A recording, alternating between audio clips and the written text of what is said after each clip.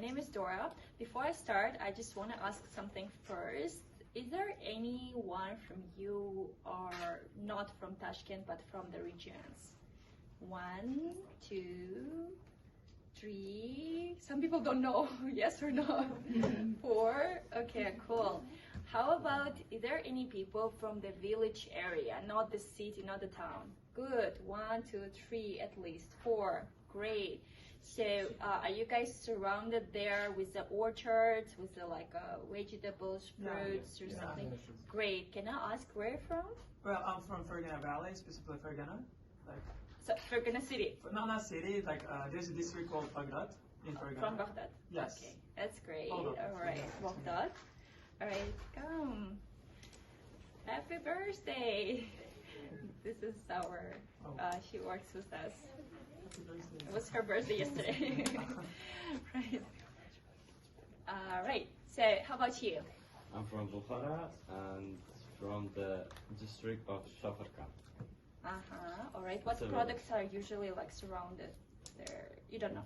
There are a lot of fruits actually and vegetables. Okay. Good. I'm also from Bukhara. Vishdavan region. I see. And the Shashlik region. Yeah. Great. The samosas are also very unique. Okay.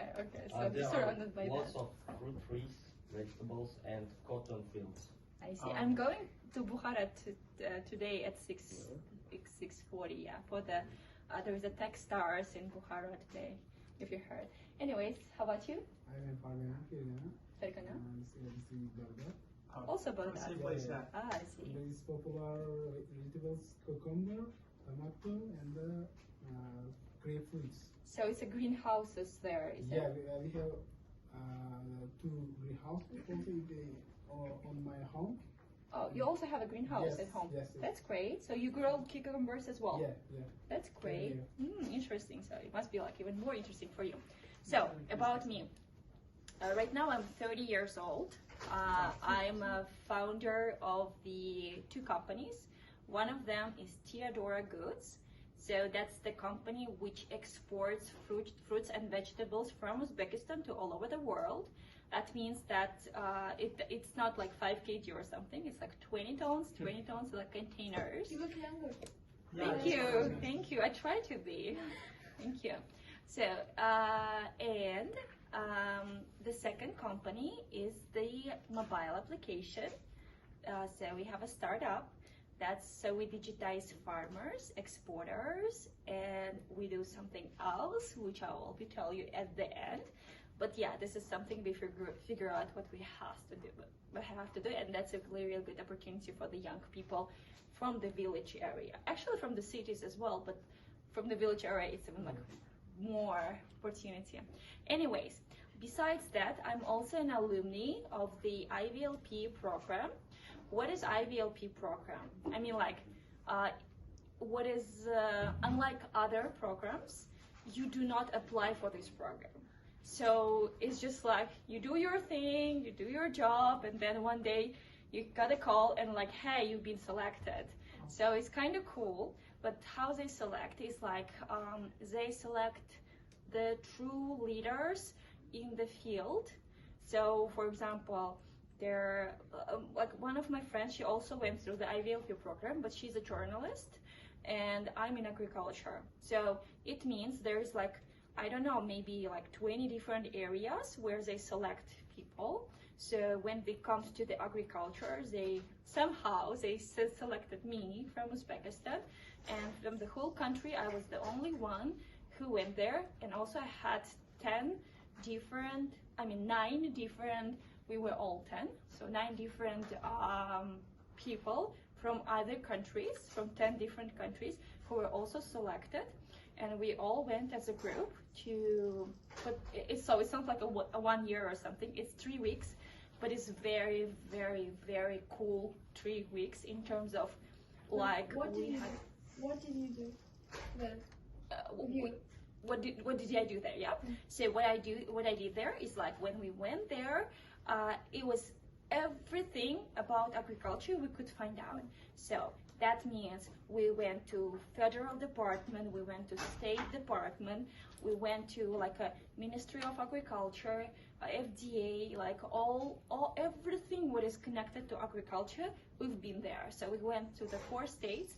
So it's really cool because I could ask, like, it's a life-changing experience. Yes, America is cool. Yes, states are very different, and you can see that. Oh wow! So life here is totally different from another. Like I said, we were in 4 states, and every time we travel to different states, it's like you even forget you are in America. You're like, oh, like which country I am at? You know, like it's super different, like very different. So it's kind of like interesting, but also I always assumed before that in Uzbekistan everything is not like super organized and very chaotic, but America, it should be like everything is like should be digitized and like, you know, like in terms of farmers. What I'm trying to say, so in Uzbekistan there are 4 million smallholders. Smallholder, it's tomorkalar. Yeah.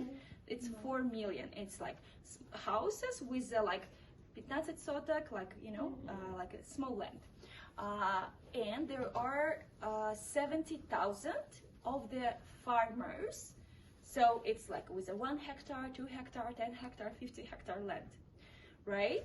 But the only way, if you want to find one farmer, the only way you can find him, her, you have to sit in your car, you have to drive, and you have to go and drive among all the, you know, villages, and you have to find, I mean, like if you need to find some products. So there is no any system. It's not like you can go and like, you know, type some village like Baghdad and check like what kind of farmers are there.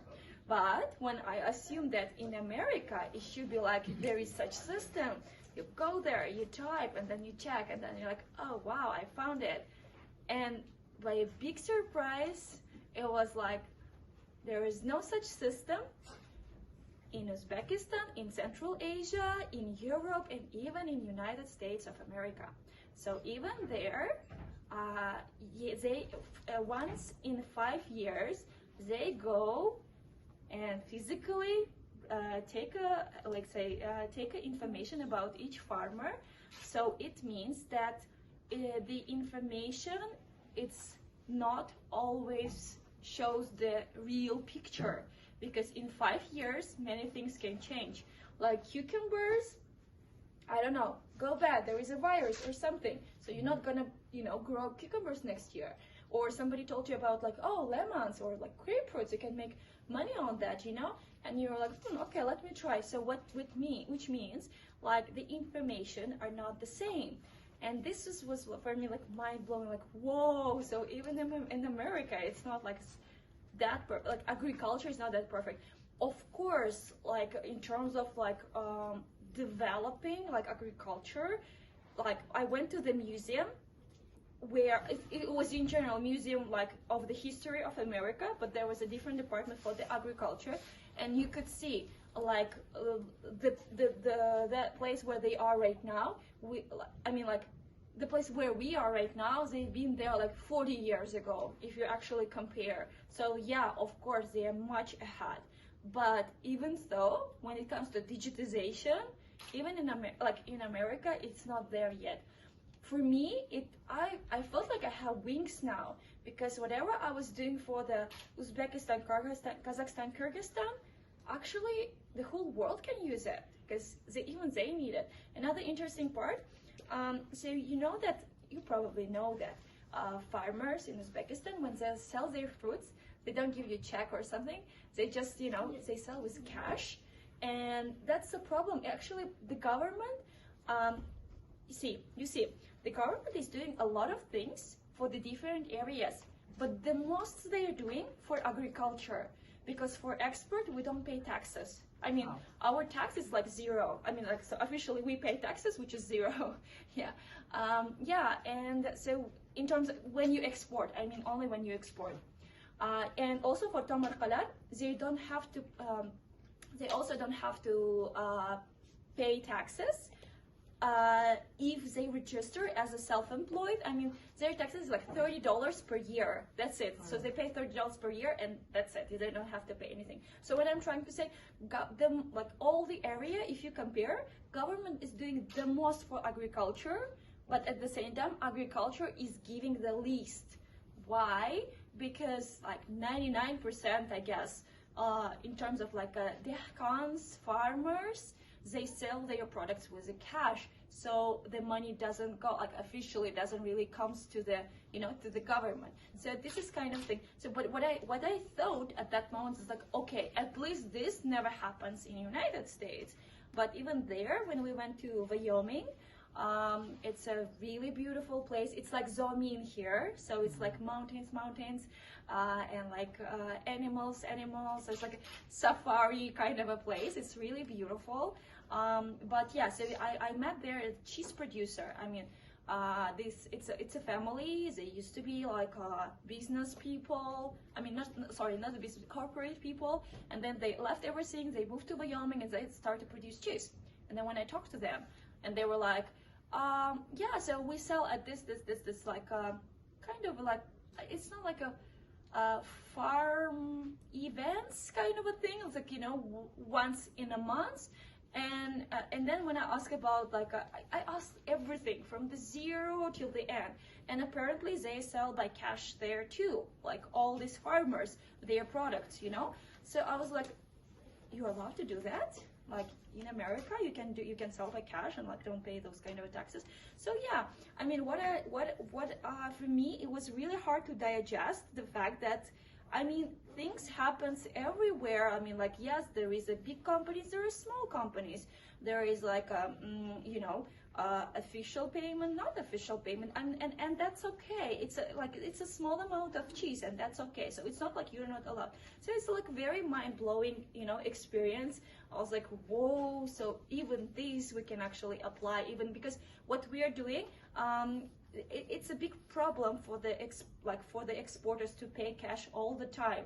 Yes, farmers receive cash, they only receive cash, but for the exporters, it's a headache to, you know, to close our accounting like every month. It's a big problem. So what I'm trying to say is those who are buying those cheese, even for them, they need to figure out how to close all the accountings. Yeah. So what I'm trying to say is just like, I was very happy that whatever we're doing, we could actually go and like to United States and try to do there, because like they need this system as well. But before explaining about system, let me give you some information how I came to this business of the agriculture. Like I said, it's two companies, export of agriculture goods, fruits and vegetables to all over the world, and mobile application. So when I was 19, I went to Malaysia to study.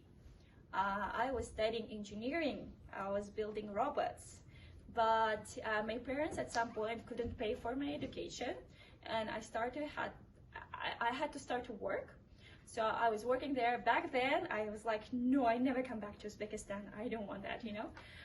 So I started to work, and then at some point, when I was living there for 5 years already, I decided to bring from Uzbekistan nuts and dry fruits, like 200 kg, 500 kg. So I was knocking to all these like Arabic shops, Iranian shops, what was there, and I was like, hey, do you want to buy this? But I was like a poor student, you know, I was like a very difficult life. So then I had to change the visa. I came to Uzbekistan, it was 2017. It was already like a new regulations and everything, and I was like, whoa, actually like looks so different now. And then it's because I had to stay here for 3 months. I didn't want to waste time, so then I went to some agri-export company as a like secretary, and I just wanted to understand like how is it here, you know, because I'm bringing fruits and dry fruits, but like what is happening here in Uzbekistan. So I went there and I opened the emails, and I found there were 200 unopened emails, and it was like we want 20 tons, 20 tons, 20 tons, 20 tons of products. Why I'm always using 20 tons? Because one container is 20 tons. So it's like one container. And I was like, whoa, so I'm there struggling in Malaysia, selling this 100 kg, 200 kg of dry fruits. And here in Uzbekistan, this like company receives like 20 tons. And not just this, many other companies. So you understand, back then, like 6 years ago, no, this was 7 years ago, actually like this area of running expert business wasn't really organized. So people, even like when they open a company, so they have this office, I was the only worker there, so you understand. They don't even like, so they take the order, they take the order for the fruits, like they have the profit, and then until this profit is finished, they don't take any other orders, you know? It's kind of like very like bazaarish kind of style of work. They didn't have a catalogs and everything. So I was like, wow, so, but the demand was high. I mean, like, no, that's not about just that. I mean, like, it is about farming. It's about consultant job. It's like people can start a startup, so they can be a founder of the startups. They can be big business owners. They can be a quality assurance specialist. They can be small business owners. There is different. It's just like I don't know, 1 out of 10 examples, but there is like so many things you can do in this area. Also, interesting thing that the food wastage. So food wastage is kind of a big problem, especially for the youth. I really like to work with young people because I don't know, their minds are not corrupted. They are like very into like, you know, solving the real problems. So I really like it about the young people. So does it hurt like to understand that like 70% of product in Uzbekistan we're just throwing away? It doesn't go to export, we're not consuming it, we're just throwing it away. And we can actually sell it and make money on that. I mean, like, it hurts. It actually hurts. But in America, so you understand the global problem. In America, it's 40% of the product, like they just like throwing away, you know? So, and that's the thing, there is actually a magic what we can use in order to solve this. And this magic name is called as a cold chain. So cold chain, it's a science where each product has its own formula about how you're supposed to treat this product, let's say fresh grapes, how you're supposed to treat fresh grapes. And when I treat, I don't mean how you're supposed to grow it.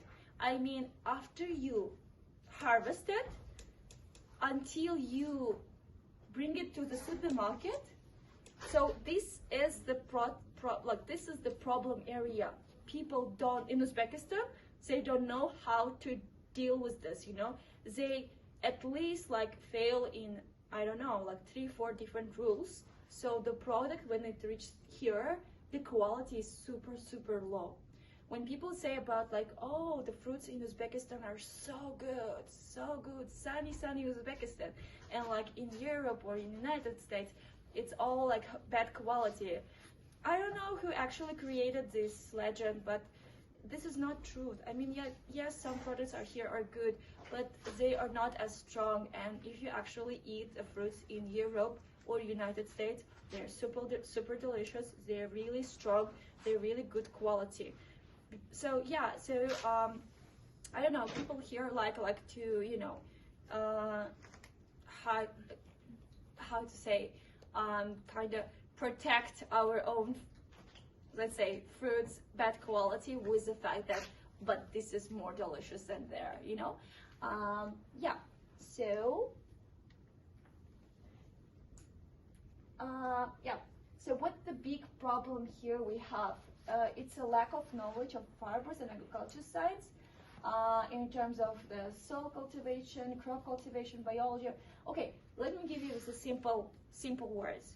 So I very often go to the regions, and sometimes I go there with a foreigner specialist, and when they give like very easy questions to the agronomist of Uzbekistan, who's supposed to know a lot of things, even the basic things of the 5th grade of the school like knowledge, they cannot answer, you know. So that's the big problem actually. I mean, like, if for example when you're young, when you hear this information, you should look at it. I don't know how you look at it, but if I were in your place, I would be like, oh, okay, so there are like 4 million smallholders, 70,000 farmers, and all of them don't really know how to treat their land.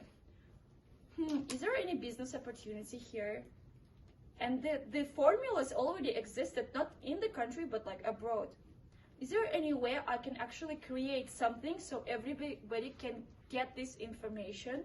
Of course, this information will not be like one type. Of course, this information will be like, you know, different culture, like by cultures, I mean like different products, different like regions and everything. But yeah, I mean like there's still opportunity to make so many, I don't know, like mobile applications, so many platforms, so many like ways of working with these farmers and make money on that, right? So I want to talk about agri-heroes. So this is Mukhlisa. She studied agriculture online. She made the experiments. She offered her service as a consultant. She charged 10% of the crop. I'll tell you later about it, so you just like later you find out why I'm doing this. She charged 10% of the crop. So she was like, okay, this farmer is having a problem, right? I can help. I'm checking it online, everything. There are many farmers who are ready to consult me, and I can ask. So I go there, I help these farmers, and if they used to harvest, let's say like 15 tons, now they're harvesting 30 tons, and I'm charging 10% of the total crop. So this is how she's making. She consults 52 farmers, and now she's making $3,000 per month. It's not a big company, it's like a small thing, but she makes $3,000 constantly without spending anything but her time and dedication, right? So cool. Now, daily workers. What is daily workers? Actually, Dora just mentioned like Dora is the only one in agriculture business. Oh wow, that's such a big mistake of like thing in terms of the whole agriculture. If you actually go to the fields, you're probably gonna talk to men, farmers, dehqans, like all men. But if you make the order and the process starts, everything what has been done is all by woman. Because like harvesting goes by woman, packaging is goes by woman, in the cold storage there are women, even sometimes those who are like putting it to the loading, which is supposed to be by men, even loading sometimes goes by woman, yeah? So you see, actually in agriculture there are thousands of women right now in Uzbekistan. But, so what I'm trying to say, how they work. So they have this main lady who collects the girls from her village and is like, hey, girls, who needs the job, you know? So she has the contacts, and then there is an order for 20 women today. So they are daily workers. They don't work on monthly basis. They work on daily basis. So today I'm free, I go to work. That's how it happens. And they usually in the villages, this is the way they prefer. Okay, not just the prefer, sometimes it's just there is no such opportunity to work, to have a salary, like to work on monthly basis, yeah? So, okay, what I'm trying to say is that these ladies, you could see already, it actually sounds a small company, yeah? There is main lady, collects, she's like HR, she has different like staff, she has orders, she provides, and then she charges. So like if these ladies are getting, let's say 70,000 sums per day, she's getting also 70,000, but she doesn't go there. So this is her way of commission, you know? So, and then, but these ladies, they work sometimes the whole year so per day she's getting the 70,000. And if she, like, there is different ways of charging. Some of them charge like a percentage or something.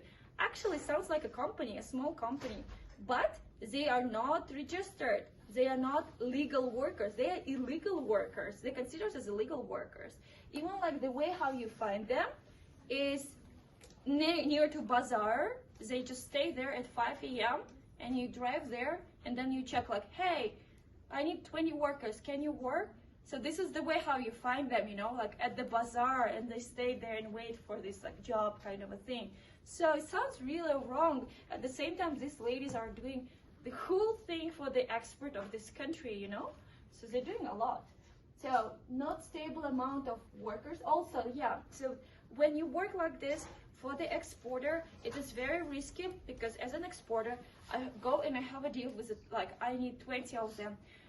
Every time I know, no matter if you like have this deal, it is 100%, it's 150% that 20 of them will never come. 15 maybe will come, 17. Some of them will go somewhere else. So every time I have plan B, plan C. So I go and I talk to these 20 people, I go and I talk to their 20 people, just in case. So what I'm trying to say, those who are not prepared like me, they talk to these ladies, and then they always a shortage of people. So there's not stable amount of workers. Workers are not protected. Yeah, by the way, yes, it's always like I'm telling him, like I'm telling them, like I'm gonna pay you tonight, and then I was like, oh, sorry, I can't pay you tonight. I'll pay you like after 3 days or 4 days or 5 days. So just like they keep waiting. They're not protected. There is no any contracts or something. Workers are invisible for government. They are not taxpayers. And that's interesting, you know. Every day, I mean, yes, they are daily workers, but still, most of the times they work every day. Sometimes they take two, how to say smena in English? Shifts, yeah. Sometimes they take 2 shifts, like when they really need money. And you think it's only like older ladies? No, there were even like 18 years old girls who take 2 shifts because their family needs money, you know? Yeah, so the thing is like, so they work a lot, but they don't get this pension thing. They don't, if they go to the bank and try to take loan, for them, they are like illegal people. They never get the salary or something. Meanwhile, they're doing a lot for the government, actually, right? So this is Anora.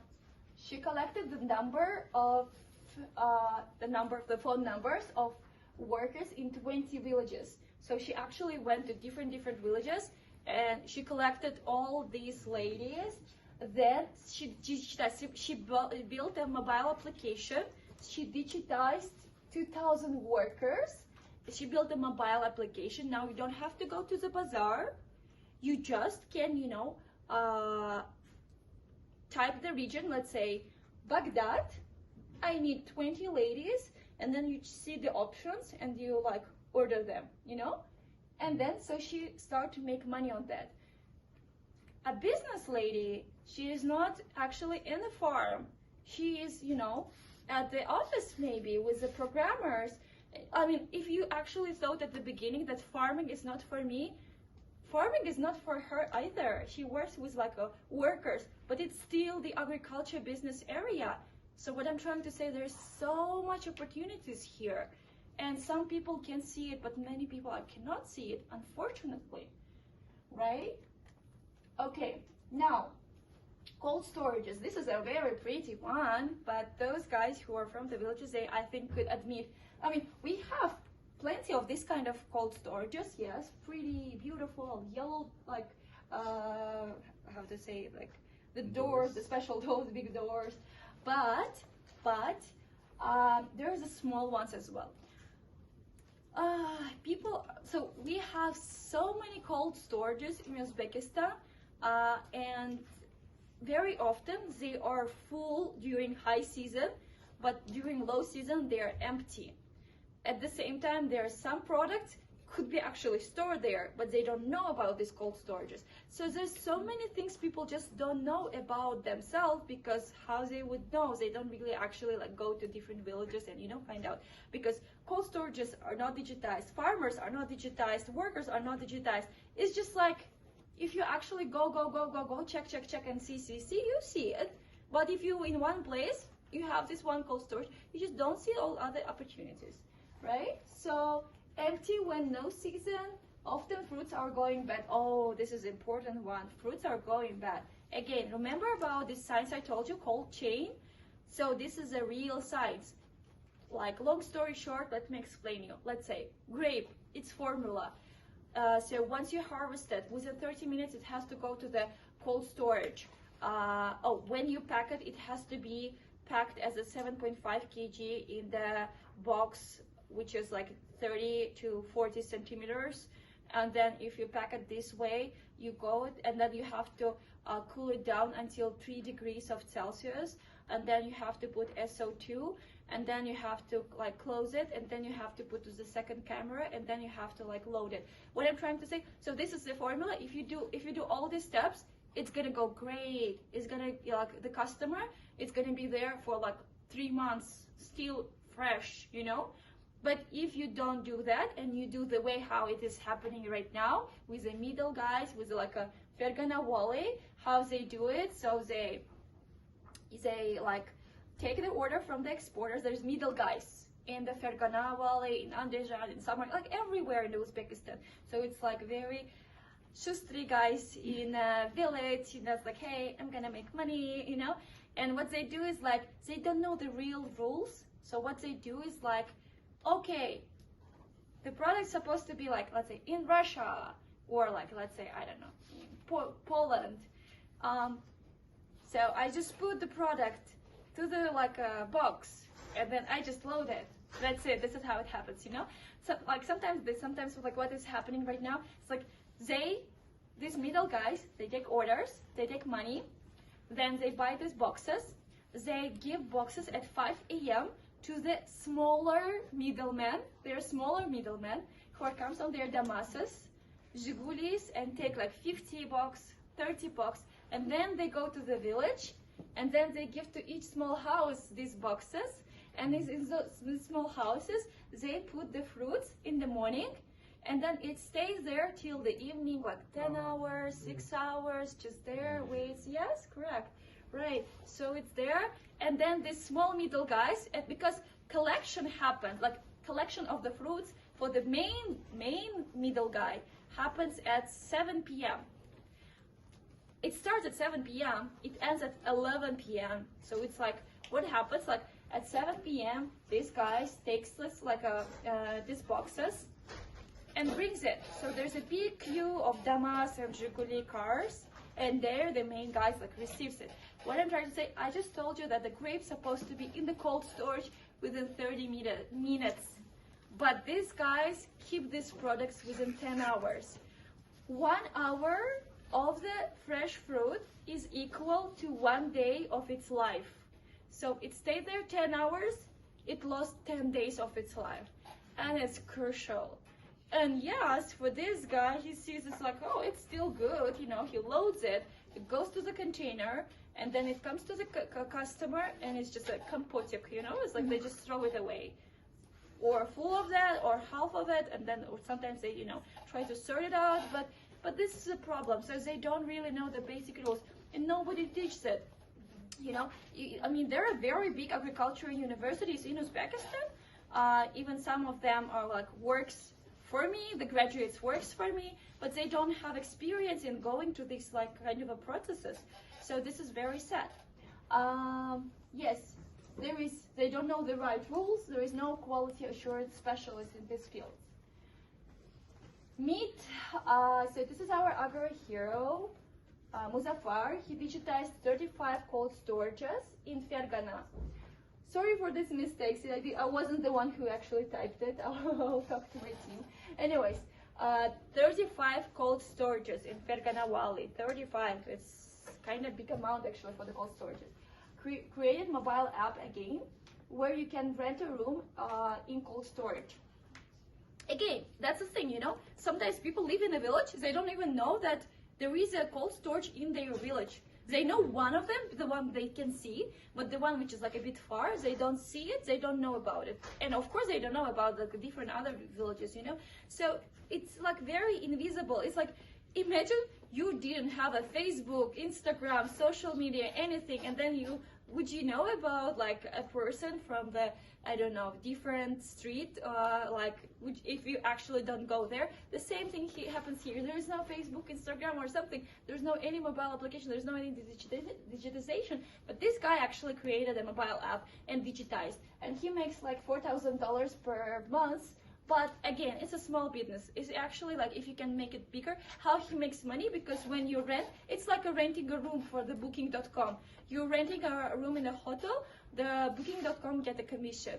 You're renting a room, the cold storage from this app, you get a commission. And this is how he makes $4,000. Because in agriculture business, wow, there is more money than in, I don't know, in oil and gas industry. There is, because we have more products, the resources. The amounts are so big. The only thing we need to take care of is this, the preparation part. Right, so you probably didn't know. So you just saw the 3 options of making money, and they just do like Fergana Valley somewhere.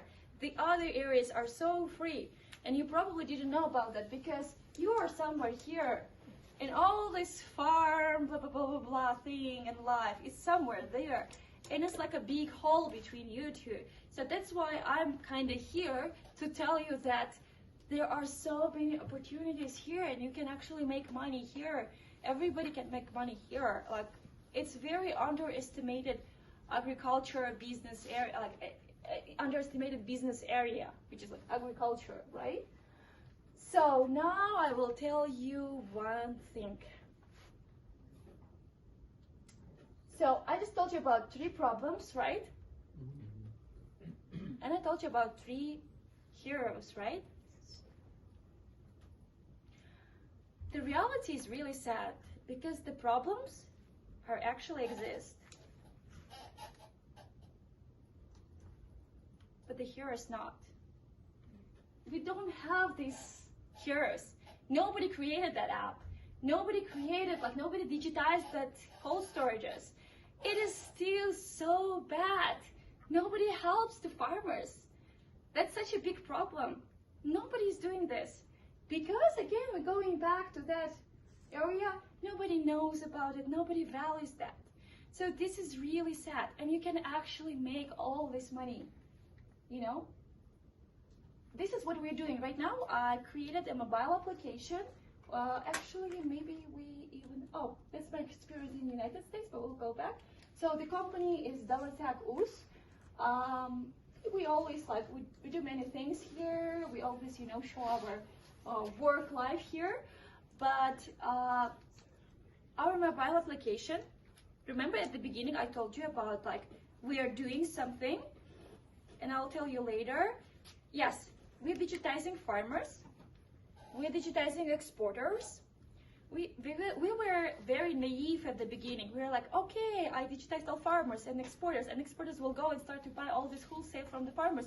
But this is not what's happening because we have this big gap. Nobody takes care of preparing the product, right? Nobody knows that. So what we did right now is we created the new course for quality assurance specialists. So quality assurance specialist, it's a new profession when the person will learn about how to prepare the product and his or her responsibility, especially when they live in the village area, that would be super suitable for them. But we have actually many students from the Tashkent city as well, and they go there and do this. So what their responsibility is, they learn how to prepare it, they participated in the preparation, so they fully learn and aware about the process. They get the order from the exporter, so they need to control. Their job is to control, be brain, be eyes, and control other people's hands and legs, you know? It's like, so this is a product from the farmer. We need to bring it to the cold storage. There should be several things like in a certain way. Let's say, for example, currently people are taking a big cars like trucks to take all these products from the land to the cold storage, which is a big mistake. It's better if it's Labo or Damas, so it's small amount, but it's like you collect it, it went to the cold storage. Because if you take a big truck, it usually has to wait from the morning till evening, and again 10 hours under the sun, right? So this kind of a small tricks, they learn these kind of things. So they brought the product here, they're controlling it. So they telling people like, you car, drive there, take this here. So they're coming here to the like a cold storage. Okay, you guys take out here. You workers supposed to take it there and do this, and then it's supposed to cool down here. So it's all about being a brain, being a mouse, you know, tell what to do and control that everything is going well. So once they do it and everything is loaded, which means, so, and the product goes to the customer and it passes the quality assurance, like quality test. I think he doesn't hear himself, so that's why. Your chair is like making a noise. Sorry. Right. So yeah. So once it reached there, that's the bingo. That's the bingo. Like I used to do that myself. Like I used to go to the villages and I used to do all this stuff. So one day I'm in America, another day I'm coming here and I'm going to Samarkand, Urgut, and I have to stay there for the 2 weeks with no water, no electricity, no internet, and I have to just prepare all these products. So, but like that's why like exporters cannot always go and control this. We need to grow ourselves too, right? We need to find more customers. That's why at the same time in the villages there are many young people who wants to earn good money, but you know, sometimes they go to the Russia or somewhere to earn money, but there's so much opportunities here, like at this job, the quality assurance specialist. So how much money they can make? From preparing one truck, one container, they can charge for the beginning when they just started, they can charge from $300 up to $500. But per 1 month, they can make 3-4 containers. So it means they can easily make $1,000, $1,500, or even $2,000 just for this kind of a controlling job. So we are creating a lot of good opportunities for the village area people, so they can, you know, do that. And right now, so we have these courses. It's on our mobile application. You can see all this like videos. So yeah, this is how it happens. Students apply. They watch all the courses like via the mobile application at home. Then they need to practice. When they need to practice, it's like, you know, when you register for IELTS, you see the dates, available dates, right? So the same thing here. You see the available dates for the practice, you register. Let's say this is available date to see the export of the grapes. It's gonna be for 3 days, like say in Fergana Valley, in Kuva, let's say, yeah. And then you just go and register, and then 15 people come there and they check and they see how it's going.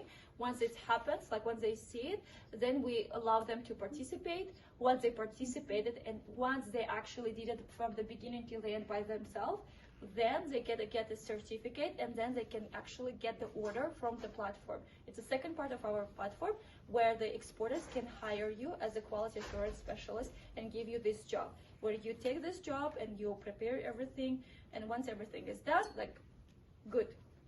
By the way, you are not a middle guy. You do not sell fruits or vegetables. You're only providing your service. The selling, buying is between the exporter and the farmer. You only like providing the process itself, right? Okay, so this is my Instagram, but I'm very, somehow they put the same post. I don't know, they didn't. Anyways, so, but see, USA part 2, USA part 1. I actually, wherever I go, I really show the process, what is happening, the federal department, the Ministry of Agriculture and everything. So it's kind of interesting information. So that's why I'm a Dora the Exporter. You know Dora the Explorer? So I'm the exporter one. And this is my United States experience. So this is our group. Yeah. Oh, by the way, interesting thing is, you see, this is Toyin from Africa. He's a PhD he has a PhD, he's a programmer, he also a biotechnologist. He was representing Nigeria. So he was interested in our platform, and we started to work. Then we decided that he will be the co-founder, and then his partner, not himself, but his partner, Edie, is our co-founder right now. So the Daltex co-founder is a Nigerian person, a tech guy, the CTO. He's a main developer, right? And right now with our app, we just won the Silkway Accelerator program. So we're going to Astana for 3 weeks, where the Silicon Valley mentors will be helping us to make our application even better. But yeah, the main point was just to explain you that there's so much opportunity to do in the agriculture field. I really hope that at least one person in this group will be like, well, what if I just start, you know, do something? Because you just could see like what you could do as those 3 examples, right? Okay, thank you so much. This is it. If you have some questions, I can take like 2 maybe, and then we can finish.